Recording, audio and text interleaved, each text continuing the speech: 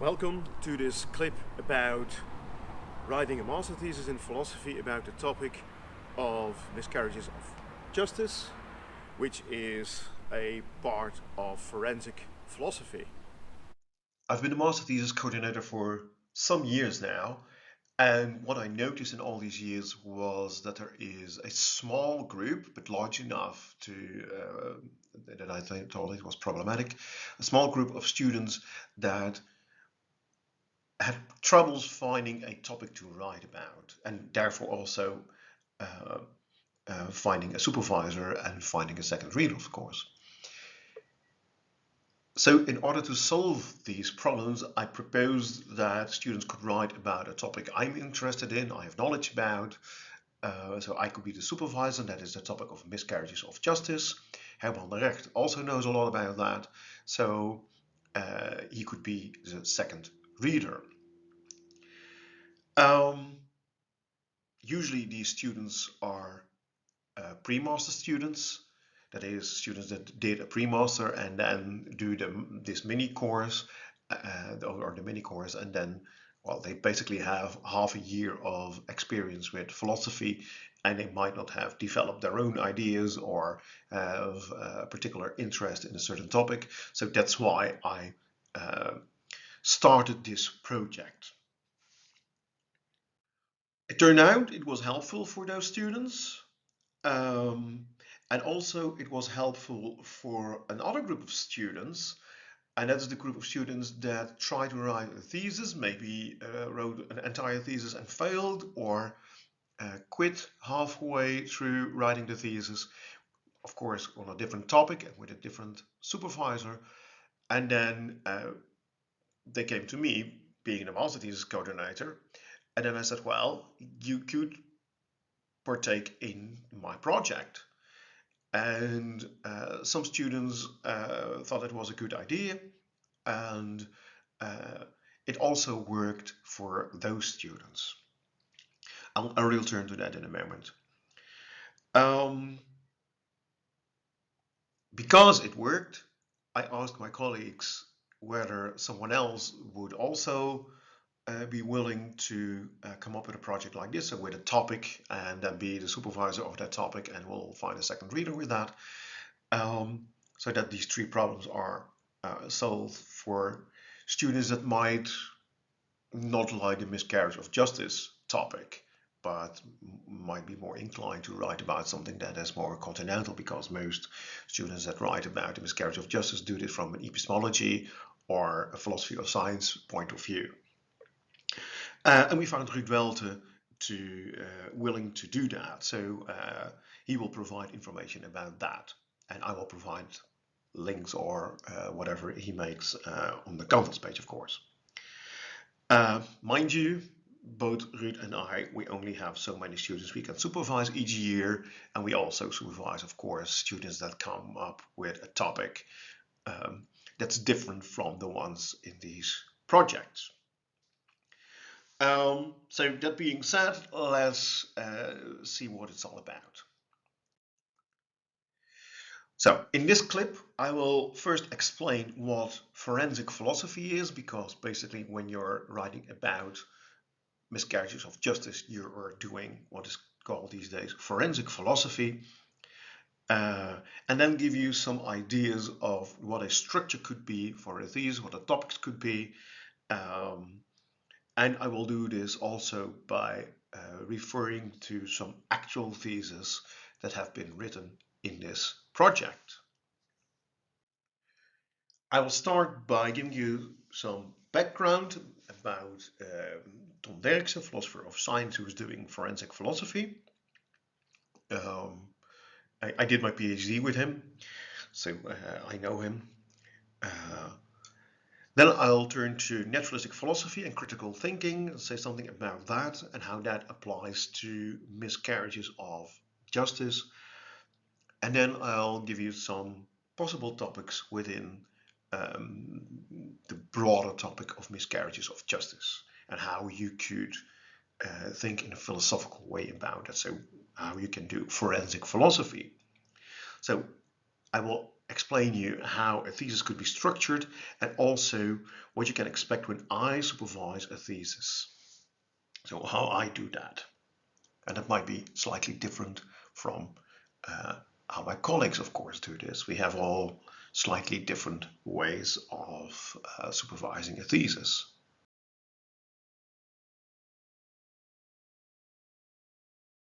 Let me start by giving you some background in forensic philosophy. In the Netherlands, it is especially Ton Derksen, a philosopher of science, who is the main proponent of this part of philosophy. There's a famous case of a miscarriage of justice in the Netherlands. It's the case of Lucia de Berg. She was wrongfully convicted for being a serial killer of kids. And Ton Derksen, philosopher of science, who was a professor at Tilburg University and Nijmegen University, he's retired now. He's still writing about miscarriages of justice. He wrote a book about that because he thought she was wrongfully convicted, and in the end it turned out she was wrongfully convicted, and the Supreme Court decided that she had to do she was getting a retrial, and in his retrial she was declared innocent. So her conviction was overturned. This is one of the very few miscarriages of justice where the conviction was actually overturned. For Ton Derksen, this was basically the first in a very long series. I think it's now 11 or 12 books he has written on basically forensic philosophy, on miscarriages of justice, on ways the Supreme Court or the judges of the Supreme Court make thinking mistakes, where the public prosecutor make thinking mistakes, where the police make thinking mistakes. So it's all in many cases it has to do with knowledge, or thinking that you have knowledge and not actually having knowledge. So it's about epistemology. So he has written many books about that. Some were about a case, or some are about a case, a specific case, or some cases, some are about the public. So there's a book about the public prosecution making mistakes. There's a book about the Supreme Court failing to do their work properly. And of course, if people do not think properly and are in these positions, like judges, this can have huge implications. People go to jail for crimes they didn't commit, and then we have a miscarriage of justice. Of course, it's also a miscarriage of justice when they do not think, judges and like do not think properly, and criminals are being set free. But usually we find that less problematic. It is problematic, of course, but less problematic than innocent people going to jail. So just to give you some examples about what he has written about, that also gives you ideas then what you could write about. So he has written about Lucia de Berg. She was imprisoned for a series of murders. She got a life sentence. Eventually, the sentence was overturned, but she served over 6 years in prison. So this is a miscarriage of justice that actually has been recognized by the Supreme Court. Then there are other cases he has also written about that are clearly miscarriages of justice, but that have not been recognized by the Supreme Court, even though it has been brought to their attention many times. So there's this case of Ernst Lauwers from what's called the Deventer murder case, Deventer being a city in which a murder was committed, not by Lauwers. We don't know by who, but he was imprisoned for that murder, for 12 years. Dex has written 2 books about that he is innocent. If you read the books, it's very clear that this man did not commit this crime, but he served his time.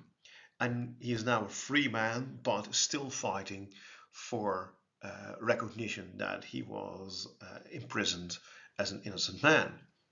Another case he has written several books about, and also Rein Gerritsen has written a book about that. Rein Gerritsen, one of the other philosophers that is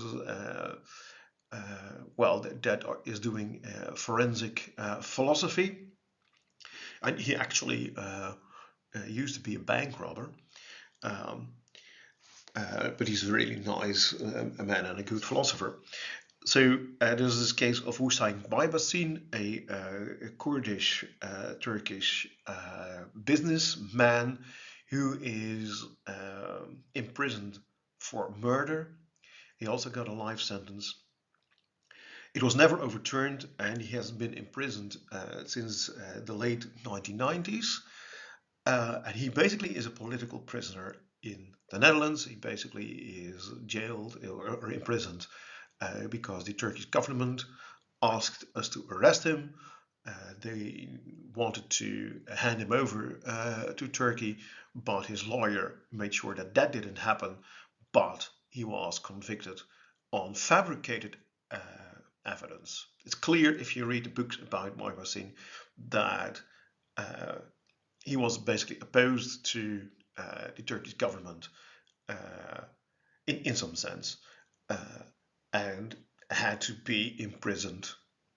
And the Turkish Secret Service fabricated evidence. And if you then look at the court case, then you see that many mistakes were made that have to do with epistemology, with knowledge. How do you recognize that the evidence is proper evidence or whether it is fabricated, for instance? That is a big issue here. Unfortunately, miscarriage of justice do not only happen in the Netherlands, they also happen in other countries. So if you're not a native speaker of Dutch, you can still write a thesis on this topic. You just have to take cases that, of course, are accessible to you. One of them being the case of Stephen Avery and Brendan Dassey. You might have seen the Netflix series Making a Murderer about this case. They are clearly wrongfully convicted, even though there is now some right-wing political series being made about that they are not innocent, they are actually guilty, but there is basically no evidence at all. So it's really, really sad case of people that have been imprisoned for in this case also a murder they did not commit. And there, of course, it's socially relevant. There is something at stake here. These people, first of all, need to be set free. The organizations usually need to change because it's really, really difficult to get a get a conviction overturned. So all kinds of problems play a role there. In the Netherlands, for instance, there are not that many judges, and if you have been a judge in the criminal court, then eventually you might end up in the Supreme Court for criminal cases, and then you have to look again at cases that were either your own or were cases of people you really know well. So it is not, and I'm not saying there is intent here, but it's not all that objective. There's quite a subjective element in many of these organizations. And that is not favorable for people that are wrongfully convicted. And of course, we need to try to come up with safeguards that it doesn't happen again. For instance, we have to try to make judges and police officers and lawyers aware of all the possible thinking mistakes they might make in a court case. And philosophers and other scientists, philosophers and scientists, can be of help with this. Since this is a thesis in philosophy, you should have some philosophical framework. And when we're talking about miscarriages of justice, we're talking about usually about knowledge, the belief that someone is guilty or something like that. So we're talking about epistemology, and one obvious perspective is naturalized epistemology. Another one is critical thinking, philosophy as critical thinking, which is close to, of course, naturalized epistemology. But you could also use ethics, some type of ethics, to think about miscarriages of justice, of course. You might have done the epistemology course in the bachelor. If not, then I'll explain a little bit. So one of the approaches of miscarriages of justice has to do with knowledge. How does one know that someone is a criminal, that someone is the murderer? How does a judge know that? So it has to do with knowledge, or episteme in ancient Greek terminology. So if you did a course in epistemology, you might have heard of, or you heard about Quine's epistemology naturalized. If not, I'll just elaborate a little bit about that. So Quine is an American philosopher thinking about epistemology, and in epistemology we usually think about beliefs we have and how we can justify them. So how do I know that someone is a murderer? Well, then I give a justification for that. I give an explanation of how I know that. I saw him murder the victim, for instance. Then you say, well, I've seen it. That would be your justification. Quine argues that there's always something wrong with the justification. You cannot really justify it, but you can give good reasons for believing things. And of course, if you're never sure about anything, but can have good reasons, you want these reasons to be as good as possible, and also you want to try to get rid of any false beliefs you have, of any false beliefs you clearly have. So you want to think about thinking mistakes people make. Well, then if you write about that, this could be the very first chapter, then you'll end up with psychology as being important to epistemology, because psychology is the science that studies the way people think and acquire knowledge, and how they make mistakes in this acquisition of knowledge. So then psychology becomes really important, and then you could write about the thinking mistakes that psychologists have discovered, for instance. So a chapter in of your thesis about the miscarriages of justice could start with Quine and his defense of naturalized epistemology, which basically means that epistemology is no longer a part of philosophy, but it is a chapter, a part of psychology. Psychologists have discovered that we are structurally irrational. That is, we all make the same thinking mistakes if the thinking mistakes are not pointed out to us. So take the following example, the Steve problem. This is from a book by Daniel Kahneman. As you consider the next question, please assume that Steve was selected at random from a representative sample. Okay, Steve is the following. An individual has been described by a neighbor as follows. Steve is very shy and withdrawn, invariably helpful, but with little interest in people or in the world of reality. A meek and tidy soul, he has the need for order and structure, and a passion for detail. Now the question to you is Steve more likely to be a librarian or a farmer? Now, if you ask people this, most people will say that he is a librarian. But given everything, or given only this piece of this description, you should say that he is a farmer, because there are way more farmers than librarians, even though this is a stereotypical description of a librarian. But there are many, many more farmers, and therefore you should say, well, it's more likely that Steve is a farmer than a librarian. But people tend to say, because of the stereotypical description and the ignorance of what is called the base rate, so basically the rate of librarians to farmers, which means that there are, in this case, that there are way more farmers than there are librarians, then you basically should say he is a farmer. So these are the things we do wrong.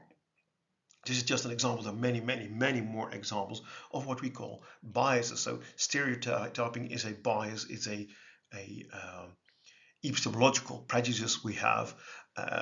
Ignorance or ignoring the base rate is also a bias. We usually, if you have a description like this, that is very specific, it is very stereotypical, then we tend to ignore this base rate.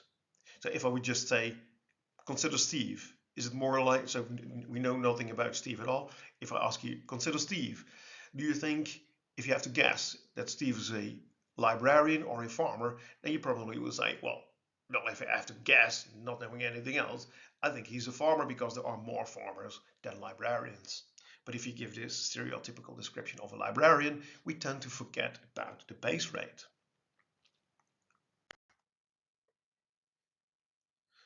So biases are ways of thinking where we make fast inferences. And Woolpert has written about this. Many, many people have written about this. And in our evolutionary context, this usually works. So if you see a lion, you're immediately scared and think, I should stay away from the lion because he's going to eat me. Well, that makes sense, right? Because then you will survive, even though the lion might not be hungry. So you might have a false idea. The lion has no intention to eat you at all. But if you always think, well, maybe he has just eaten, then one day he will be the lion's dinner, right? So it's better safe than sorry to assume that lions are always dangerous. But these fast ways of thinking might not always work in our cultural, social context, like in courtrooms.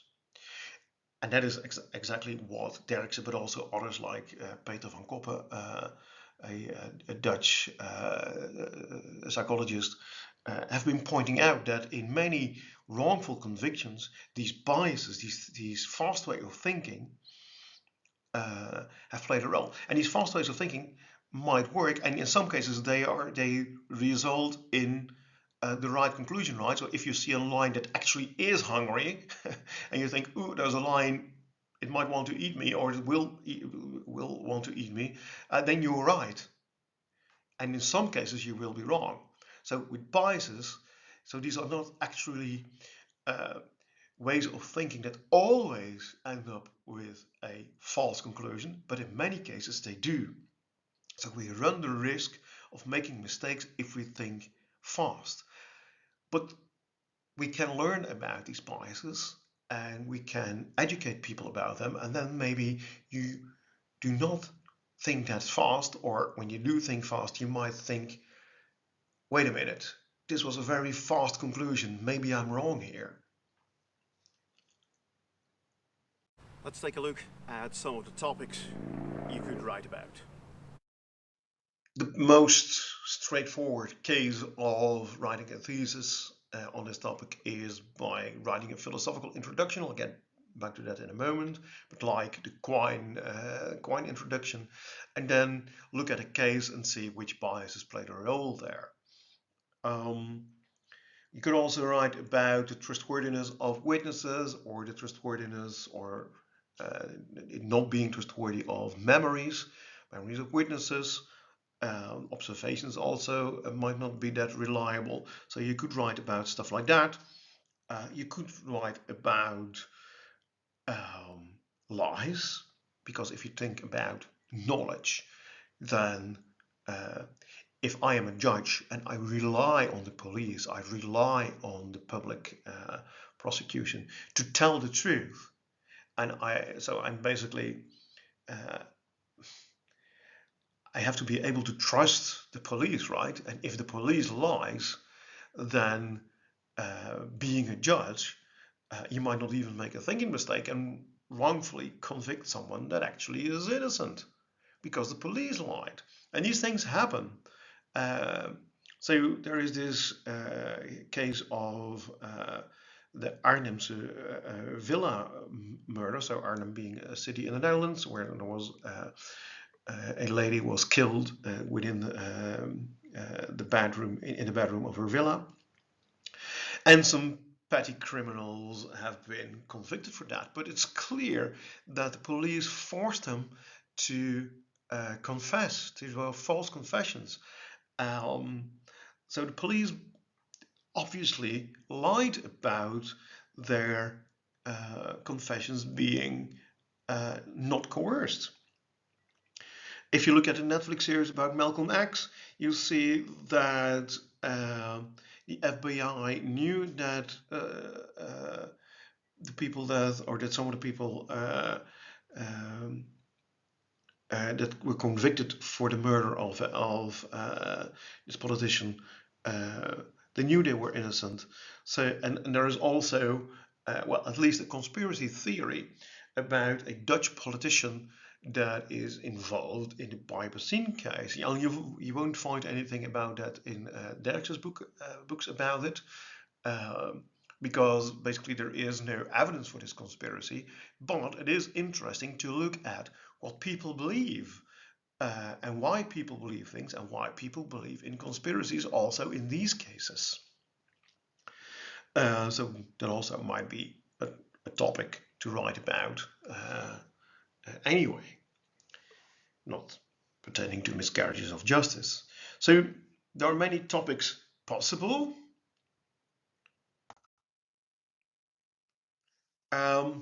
Other topics might be, how do you as a layperson decide who is an expert or not? So in the Barbacine case, for instance, it's about wiretaps that have been made by the Secret Service of Turkey, and the defense of Barbacine says those tapes have been tampered with. And then you have an expert that says, see, here is some evidence of tampering with these tapes. And there's another expert that says, no, there's no tampering with these tapes at all. Who do you believe? You're not an expert on these tapes yourself. So who is the real expert? So that's a problem. There's the problem of crime journalism. How easy is it to have a trial by media where someone is convicted in the media? So this might pertain more to, for instance, the UK and the US, and not that much to the Netherlands. Because in the Netherlands, usually it's only when the people are really famous that an allegation that has been made, it becomes clear that it's about this famous person, and usually allegations that are made are well, usually we don't know who the allegations are made against. But crime journalism also in the Netherlands plays a role in convicting people in the media, and make it therefore also easier for judges not to overturn a conviction even if the person is innocent, because if the person is being depicted in the media as the murderer, then if the public opinion is that this person is the murderer, even though he is not, it's quite easy to say, well, never mind, we don't admit to having made a mistake in this case. So There's the famous case in the Netherlands of the David Award Sack. I already said something about that, about Ernst Lauwers. Bas Haan, a very influential documentary maker, claims that Lauwers is not innocent, so he um, and therefore it's made easier for others for the Supreme Court not to overturn the conviction. And the same is probably the case for the Jos Brecht court case. He's convicted for killing a boy.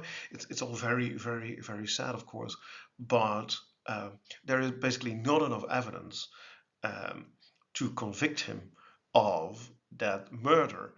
But a crime journalist, Peter R. de Vries, has made his well, one of his goals was to keep this case in the attention of the Dutch people, and he succeeded in that. So that in some sense is a good way. But then, the moment there was a DNA match with Jos Brecht, it was also clear that he would be convicted. So the case is not at the moment that I record this. There is still cassation is going on, but I think he will remain convicted, and then it's going to be really problematic to show the Supreme Court that his conviction was a wrongful conviction, and especially because it has had such amount of media attention. If you look at the High Court, the court's ruling, you see that they took into account the emotions of the Dutch people. Another thing is what you could write about is that it's really hard to get a wrongful conviction overturned. So I already said something about that, but the Supreme Court judges have been practicing law and were normal judges. Prior to them being in the Supreme Court, the Supreme Court is the institution that looks at old cases and sees and judges whether they need to be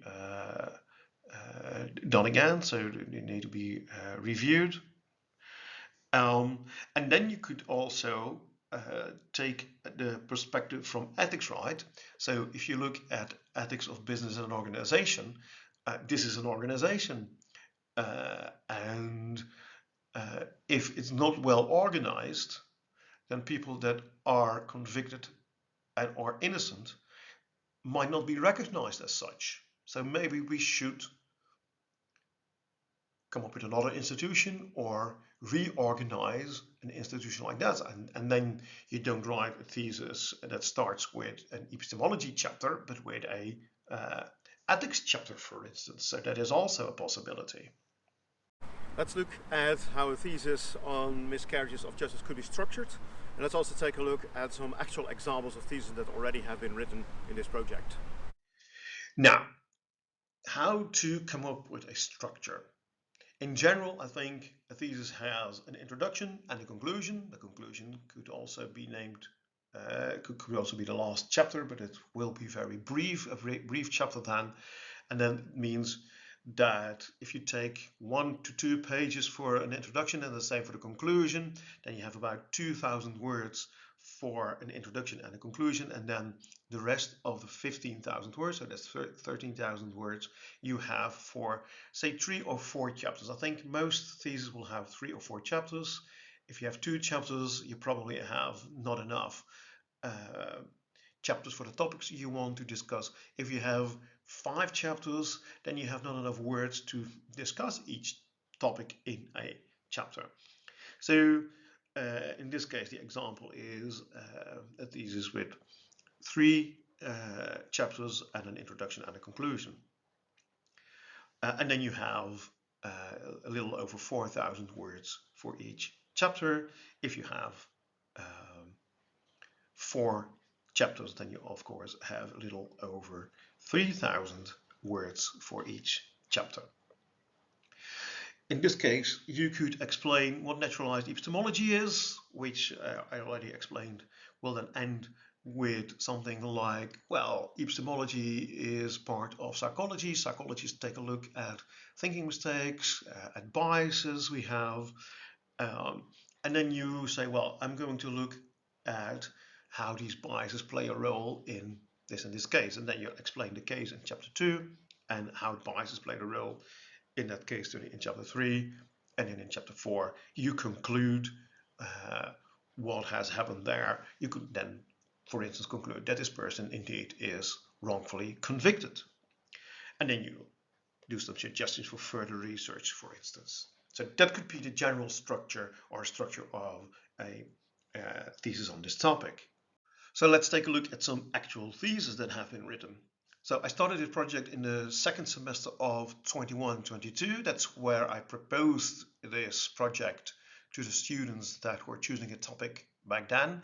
So the first students that could have written a thesis in this project wrote a thesis in the first semester of 22-23. That was just one student. She just liked the topic, so it was basically not someone who failed at writing a thesis earlier or who didn't know what to write about. She just liked the topic. She passed. Then the next semester, I had 4 students writing on this topic. 3 of them quit a thesis or failed to write a thesis, a sufficient thesis, so they wrote a thesis, but it was insufficient with other supervisors, and one of them just thought, well, this is a nice topic, I want to write about that, and they all passed, and most of them even with very good grades. And at this moment that I am recording this, so we're in the first semester of 23-24. I have one student that's writing a thesis on miscarriages of justice. So one thesis was about biases and crime journalism and miscarriage of justice. The philosophical framework, so that was chapter 1, was indeed Quine's naturalism. As I suggested in the clip I wrote, I made back then. The case was the David murder case, so this student wrote a chapter on that, and then she identified several biases that played a role both in court and in the media. Where Lauwers was convicted as well. So that's one topic.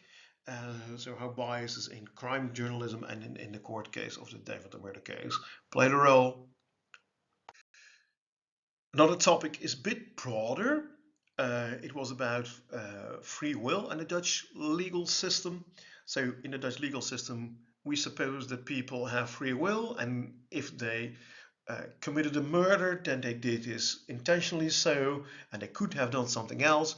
But if you take a look at science, or specifically at neuroscience, then you pretty soon find out that the existence of free will is a very bold hypothesis for which there is no scientific evidence. On the contrary, there's a lot of evidence that there's no such thing as free will. Of course, you need to define free will and present the free will debate. So that's what the student did. So that was basically the philosophical background. And then you'll take a look at science and say, well, free will doesn't exist, but Dutch criminal system, Dutch law system, this legal system accepts that it exists, and we punish people for doing something. But if they couldn't help themselves, it's also quite unfair, and therefore you could still classify it as a miscarriage of justice in a very broad sense. It's not very fair that we have convicted these people. Maybe they need treatment, but not punishment. So that's also something that you could write about. This is also a pretty straightforward. It was also a pretty straightforward thesis, in which first you present a philosophical framework. In this case, she presented philosophy as a way of critical thinking. And then you can also make this step from philosophy to psychology, where you look at heuristics and biases. Heuristics are methodological ways of finding answers. They are, I think, the same as biases. And then you can say, okay, let's see how they played a role in a certain court case. In this case, it's the Jules Brecht case, who was convicted for killing this boy I talked about earlier. And she took a look at the because these are huge documents. She looked at the verdict of the appeal. So there was a court case, and then there was an appeal, and then there was the judgment of the court. And she looked at that and see which were the biases that played a role in this conviction in the appeal.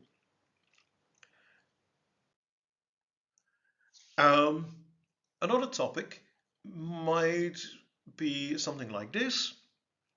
Again, there is a philosophical framework here. In this case, it was Francis Bacon's theory of the idol. So Bacon basically already identified what we now call biases very early on.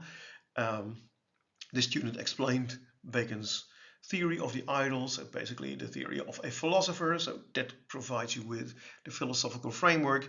And then you can also make the step from idols to biases and look at the biases that played a role in what's called the Butler murder, which is a bit odd because there was no murder. So this person was Dick van Leeuwen was convicted for the murder on well, basically his wife, and it turned out allegedly she was poisoned, but and he was convicted for murdering her with alcohol, so by alcohol poisoning her, and it turns out she died of a heart failure. So she died a natural death. Still, the Supreme Court, even though there are 30 scientists now saying that she didn't die from poisoning, she died a natural death from heart failure, and so there is no murder. Still, they refuse to revise the case because, well, and then there's all kinds of, there's a bag of tricks. So it's basically bullshit. They are bullshitting their way. So that's a philosophical term from Harry Frankfurt, which basically says, I'll say anything, true, false, I don't care, as long as the conclusion that I want or the goal that I have set is reached. And in this case, the goal is not to overturn the conviction of Dick van Leeuwen. So basically, the Supreme Court is bullshitting their way out of having to revise the case.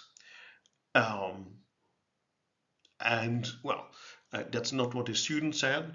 By the way, she was very hesitant to say things like that, but she did question the objectivity and independence of the Supreme Court, and that's basically what the title says, which is in Dutch, of course. Then there is a thesis. There was a thesis last semester of a student that wrote about the novice versus the expert problem. In this case, it's about Richard Eikelenboom and Selma Eikelenboom-Schieveld, two alleged expert witnesses. They have been providing evidence in many cases, but also they have been well, in some, there's a case in America where Richard Eikelenboom was not allowed to be an expert witness because the prosecutor said, you're actually not an expert, you're self-taught, and that's not what an expert is. And in the Netherlands, he has been part, or they have been part of some cases that are now overturned, that turned out to be miscarriages of justice. In one case even, they did not reveal that they were a couple. So it looked like they both presented evidence from an objective point of view, but they were already a couple.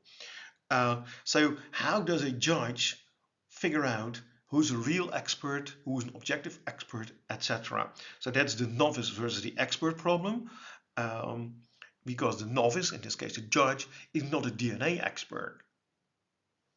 How do you recognize the real DNA expert from the fake one? So, so this is an epistemology problem, of course, and in this case, she used social epistemology as a framework, by Goldman's ideas on this novice versus expert problem.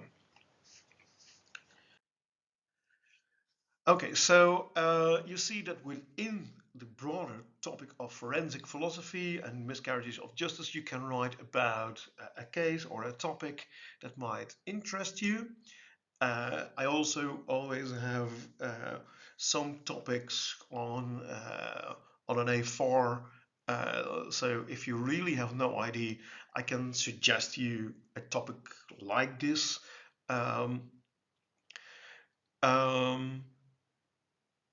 Okay, so obviously I don't want all the theses about this to be to start with a chapter on Quine and then go to the day of the murder case and then point out the same biases. So the theses have to be different, of course.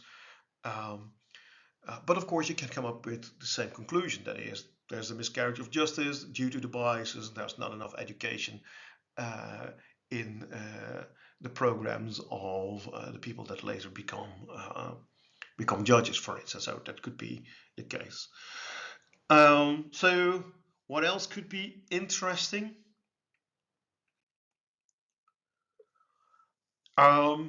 Well, you want a court case to be rational. Are we rational human beings? So you could look at Steven Pinker's ideas on rationality. He published a book on that in 2021. I think that is an interesting idea.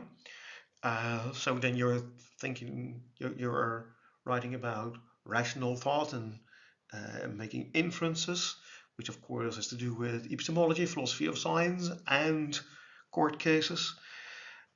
You could take a perspective from what justice is. So take a theory of justice by John Rawls, for instance. That could be a starting point if you do not want to start with epistemology, for instance. And you also could start with an ethical point of view, of course. If I would supervise that, if you would want me to supervise that, that would be a naturalized ethics. Just like a naturalized epistemology, I would then prefer to write about a naturalized ethics.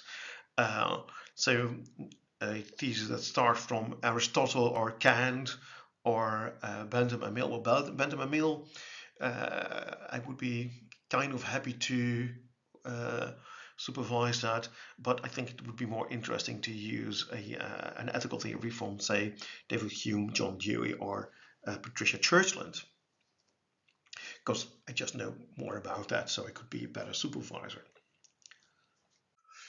Just as I don't want all the philosophical frameworks to be the same for all theses, so you cannot all use Quine as your first chapter. You all should look at different cases, and unfortunately there are many cases to choose from. For instance, at this moment, there is the case of Lucy Letby. She has been convicted for the murder of several children. She worked as a nurse in a child hospital. I do not know the details, but what I know from the media is that this looks very much like the Lucia de Berg case. There's no direct evidence, so does no one see that saw her commit a murder. And it looks like they have looked at her schedule when she was working at the hospital, and then looked at children that died at that time, and then said, well, because she worked there and we don't know what the cause of that of the child was, then now this is a murder. And that's pretty similar to how they worked in the Lucia de Berg case. Of course, you should look at it the other way. You should look at, there's a child that died here. Oops, that's murder. Let's investigate that. Or oops, we do not know what it is. Then you cannot later say, oh, now it's murder. You just do not know. So immediately it is clear that at least there is something fishy going on. Let's put it like that. So you might compare the Lucia Letby case to the Lucia de Berg case, if you're a speaker, a native speaker of Dutch, of course. Well, maybe it's also interesting to look at the case of Beverly Allitt, who has also been convicted for child murder. But apparently, I do not know about that case either. Not enough about that case. Apparently, that's not a miscarriage of justice. I do not know. It might be as well. So if you argue that it is, then I'll be happy to read that thesis. So I think there's an interesting case there. There's also another interesting case, also recent. That's the case of Andrew Melkinson. So his conviction was overturned. He turned out to be innocent.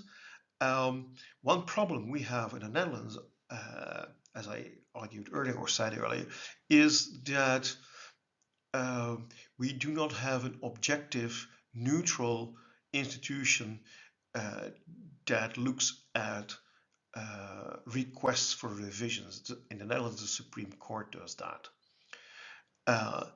In the UK, there is a committee to do that, but this Criminal Case Review Commission did not advise to revise this case in earlier questions for revision. So you could look at what went wrong there. So why didn't they grant the revision or advise to the court to revise this case? And later they did, and it turned out that he was innocent. So what went wrong there? Because we can learn from that. If we have such a neutral institution and it still goes wrong, what's the problem then? So I think that that's also an interesting research question. So these are just things I suggest here that you might take a look at. Another case, and that's for people that are native speakers of Dutch, is that advocaat-generaal, he assists the Supreme Court. He looks at requests for revision. He looks at cassations and then gives an advice to the Supreme Court. So cassation is a case where you have had a court case, then you have had an appeal, and then there is the possibility of cassation, which means that you ask the Supreme Court to take a look at things you thought went wrong in the process. So you're not asking to do the court case again or the appeal again, or you just look at, weren't there rules violated by the court or by the police or something like that.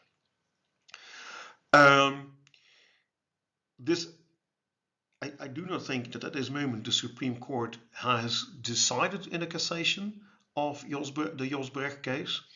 But there is already an advice, and I looked at that, and it contains some really weird arguments. So I just talked about one of the theses where they looked at this case and looked at the verdict in the appeal. Now there is this advice to the Supreme Court. That's the next step, basically, the next document. So you could look at that and see whether this makes sense from a logical point of view. So you could combine this, for instance, with the rationality introduction, where you then look at Pinker's book. So that is just a suggestion. You might come up with something entirely different, of course. What can you expect of my supervision of a thesis on miscarriage of justice? What I usually do is first we make, of course, a kind of outline of what the thesis is going to be about. So there's an introduction, a conclusion, 3 or 4 chapters. Chapter 1 is the philosophical framework. So we talk about that. So take 3 chapters: philosophical framework, a case, and the biases in that case, something like that. If you do that, you can take the time to write the first chapter without thinking about the court case already. So when you write about Quine as your philosophical framework, you only have to write about Quine, you only have to think about that, and you only are allowed to write, say, 8 pages about that. Nothing more, because you need the rest for the other chapters. So that means that you're basically writing a mini essay. And the conclusion that is, we use this to look at the court case, blah, blah, blah. And then you go to the court case, and then at the end of that, where you didn't have to think about Quine, but only about the court case, you end with something like, now we're going to look at the biases involved. And then the next chapter is, well, these are the biases involved, you name them, and then you discuss the several biases and how they are involved in the case. So these are all kind of separate elements that together form your thesis. But because they are separate, you do not run the risk of getting entangled in too many details that are intertwined, or that you write about. So if you write about just one philosopher and all the chapters are about that philosopher, you might think, didn't I explain that already? Or when you explain something, you said, oh well, but then I have to explain that in chapter 1 and that in chapter 4. So then you run the risk of losing the bigger picture. You run this risk less when all the chapters are basically mini essays. So if you do that, then we'll take a look at a schedule to when to hand in which chapters. So basically we have so many months. I usually ask the student to hand in the introduction and the conclusion after all the chapters have been written, because if you write your introduction then you already know what all the thesis or where all the chapters are going to be about. If you take a lot of time to write your introduction at the beginning of the writing process, it might turn out that you change something in chapter 2 and then you have to change your introduction, and then all the time you invested in writing the introduction might be just a waste of time. So your thesis registration form basically is the overview of your thesis. In your introduction, you put a research question, that's also on your thesis registration form. Okay, and you make it nicer and attention grabbing. Well, do that after you have written all the chapters. Also, when you write all these chapters, you might come up with some shocking fact that you didn't know before writing it. So you do some research and then you say, oh, this is shocking. Use that element to start your introduction with. So postpone writing the introduction to after you have written your chapters. And then basically what we do is, okay, you have, say, 4 weeks for each chapter or 3 weeks for each chapter, depending on how many chapters you have. Say you have 3 weeks, then we just make a schedule that says after 3 weeks you hand in chapter 2, then chapter 3, and then chapter 4. Those are the deadlines we have. And then I also build in at the end of the process that 2 weeks before the actual deadline of the thesis, you hand in the first draft of the entire thesis. So where you have looked at my feedback, and that could in principle be handed in, this thesis. But then I'll give you feedback on the entire thesis. So we have 2 weeks, you hand it in at, say, Monday. I try to give you feedback before Friday, and then you have basically a week and 2 weekends to look at my feedback again and improve the thesis.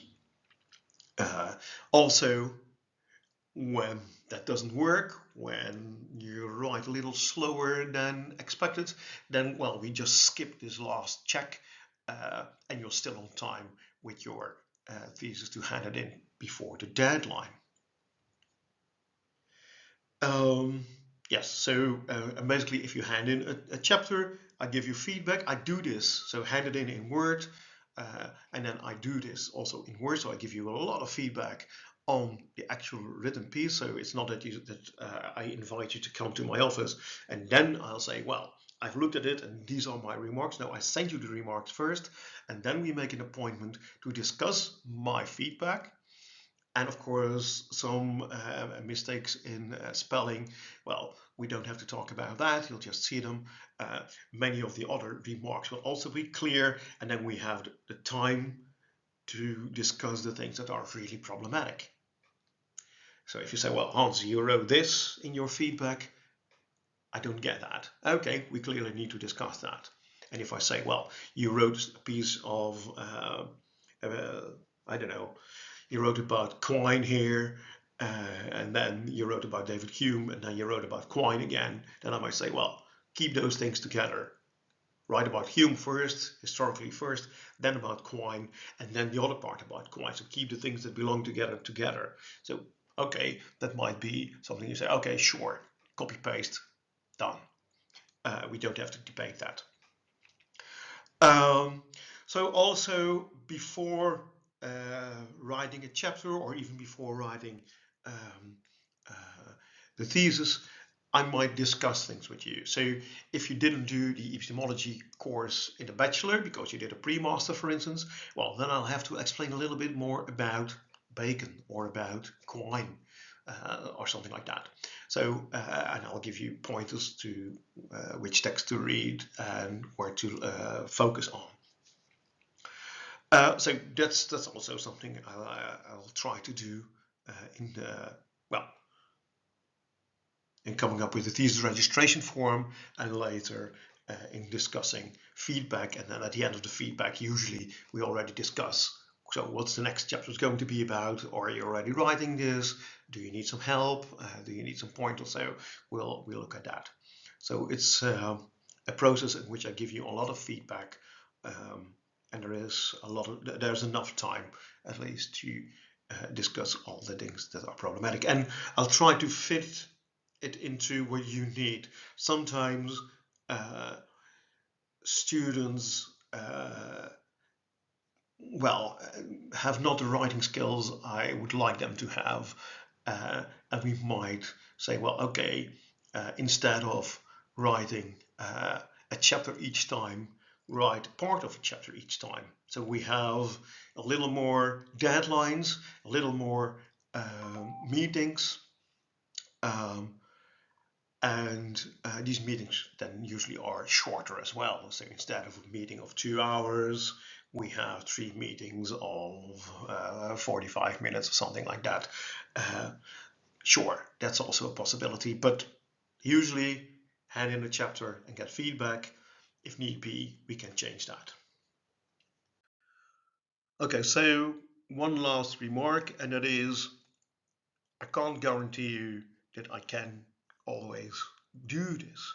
That is, we have a limit of 7 students we can supervise. We are allowed to supervise each academic year, and that's for the simple reason that it takes about a week in time total to supervise a master thesis, or the thesis, bachelor thesis as well.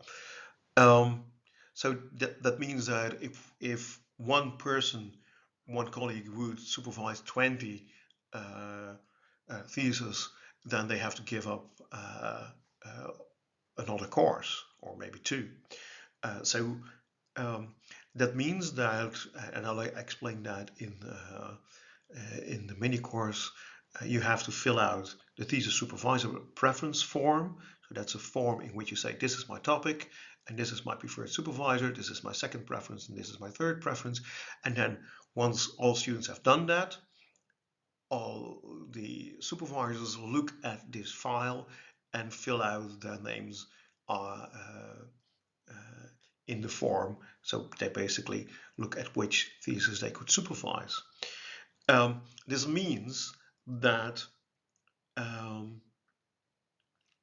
if 10 students would fill out this form and say, well, I want to do miscarriages of justice and Hans as a supervisor, I have to disappoint some of you. Of course, you then probably fill out Herman as the second preference, and he might jump in and say, okay, but then I can be the supervisor. So amongst us, we can supervise, say, 10 of these theses easily. So probably I don't have to disappoint anyone, but you never know. So that is just something I want you to know. And this also goes, of course, for Ruud, who's a very popular colleague, very good supervisor. So he also has just several theses he is allowed to supervise each academic year. So that means that if there are too many students that want to write about a topic that he is specialized in, he also has to disappoint some of you. So, and that's basically not part of this project, but I'll try to find a suitable supervisor and a suitable topic for each and all of you. That's it. Stay safe, stay out of prison.